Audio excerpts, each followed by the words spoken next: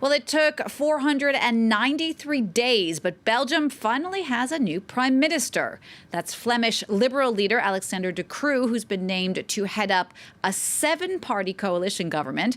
That comes 16 months after an inconclusive election. He is due to be sworn in tomorrow by the king. In the meantime, let's bring in our Dave Keating, who's in Brussels. Dave, first of all, explain to us why it's taken so long to get a new prime minister. Well, Belgium is a complicated country and therefore has complicated politics. There's been real difficulty in forming governing coalitions here for the past 15 years. We already had a long period without a government 10 years ago. This period actually surpassed that, although we did have an emergency caretaker government during the coronavirus crisis headed by Sophie Wilmes. But the central element here is a political conflict and increasing political polarization between the Dutch-speaking Flanders region in the north and the French-speaking Wallonia and Brussels in the south. The French speakers vote overwhelmingly for the left, and the Dutch speakers vote overwhelmingly for the right and liberals. And so it's very hard to form these coalitions. Now, what they have agreed right in the nick of time, if they didn't agree something soon, they were going to have to call a new election, which polls said would still be inconclusive.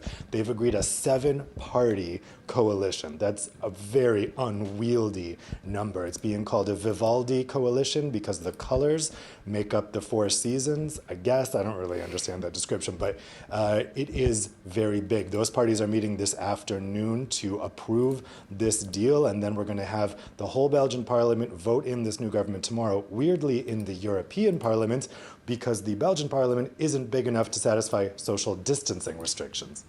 Dave, there is a man now who is going to be heading up this new coalition made of 7 parties, as we were saying earlier. Who is he, and is he up to the task?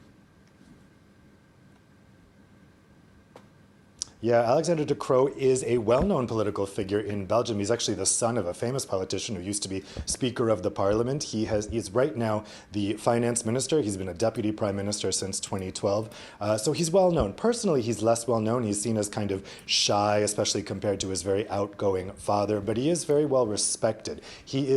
The key thing is he's a liberal. The liberals are the only political family that straddles both linguistic communities here, where people vote for liberals, the 2 different liberal parties in significant numbers. And so Belgian prime ministers have been, for a very long time, liberals because they're seen as kind of a neutral arbiter between the left Francophones and the right Dutch speakers. But he is Flemish, which is a departure from the previous 2 prime ministers who were French-speaking liberals. Of course, the last elected prime minister was Charles Michel, who is now the president of the European Council. So he's a trusted hand here, personally a little bit standoffish, but I'm sure Belgians will get to know him more. Ironically, Sophie Wilmes, who's been the caretaker for the past months, has become very well known to Belgians because she's been the face of the coronavirus response.